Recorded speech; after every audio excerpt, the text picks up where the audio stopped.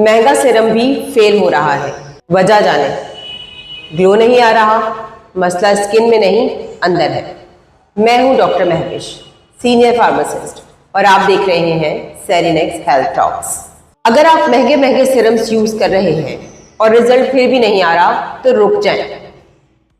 लोग बार बार सीरम्स तो चेंज करते हैं, लेकिन मसला क्या है समझते ही नहीं। अगर आप डायबिटीज पेशेंट हैं और आपकी शुगर कंट्रोल में नहीं है, इसका मतलब है आपके स्किन को सही ग़िज़ाइयत मिल ही नहीं रही, इसलिए स्किन डल होती जाती है, डार्क स्पॉट्स बढ़ जाते हैं, ग्लो नहीं आता, कोई स्किन केयर काम नहीं कर रही होती।